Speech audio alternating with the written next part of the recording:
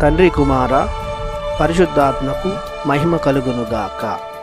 ఈనాటి జీవవాక్యం. ప్రభువు మంచివాడు, నరుల తప్పులను మన్నించువాడు. కీర్తన 86 వచనము 5.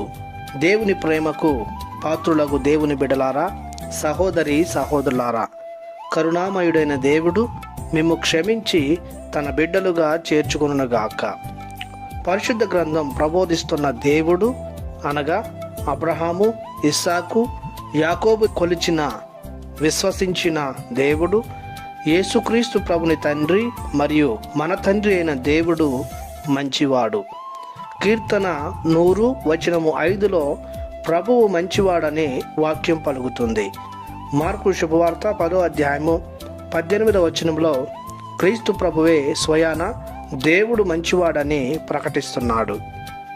మంచివాడైన దేవుని వాక్కులు, క్రియలు మంచితనం వైపే నడిపిస్తాయి. దేవుని వాక్కులు విన్నవారు, వాని ప్రకారం జీవించువారు చీకటి నుండి, దుర్వ్యసనాల నుండి, చెడు కార్యాల నుండి, పాపము నుండి బయటపడతారు.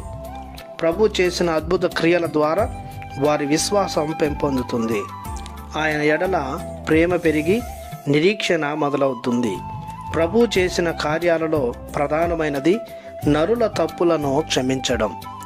దేవునికి, తోటి నరునికి, తన వ్యక్తిత్వానికి, సకల సృష్టికి వ్యతిరేకంగా చేసిన ప్రతి తప్పును ప్రభువు తన మంచితనం వలన, తనకున్న కరుణ, ప్రేమ వలన క్షమిస్తున్నాడు. లోకంలో ఎవరు కూడా తన తోటి వారి తప్పులను క్షమించలేరు. దేవుని వలె మంచితనం ఉన్నవారు మాత్రమే క్షమిస్తారు, క్షమాపణ పొందుకుంటారు. క్షమించాలంటే ధైర్యం ఉండాలి, క్షమాపణ అడగాలంటే తెగింపు ఉండాలి. అప్పుడే క్షమాపణ అనేది సాధ్యమవుతుంది. ఇంకా దేవునిలో ఎలాంటి అవినీతి, పాపము లేదు కనుక దేవుడు మాత్రమే క్షమించే అధికారం కలిగి ఉన్నాడు. తాను అభిషేకించిన తన గురుమండలానికి ఆ అధికారాన్ని దయచేశాడు.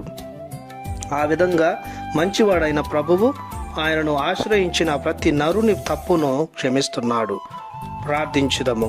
కృపా సత్య సంపూర్ణుడైన మా దేవ, మీ ఎనలేని కృపకు గాను మీకు స్తోత్రాలు చెల్లిస్తున్నాము. మీరు పరమ పవిత్రులు, మంచితనాన్ని స్వభావంగా ధరించిన వారు. మేము ఈ లోక యాత్రలో తెలుసో తెలియక చేస్తున్న ప్రతి తప్పిదాన్ని చూసి చూడక మాపై కరుణతో క్షమించమని, మీ ప్రియబిడ్డలుగా చేసుకోమని యేసు నామములో ప్రార్థిస్తున్నాము తండ్రి. ఆమెన్. ప్రభువు మిమ్ము దీవించునుగాక. ఆమెన్.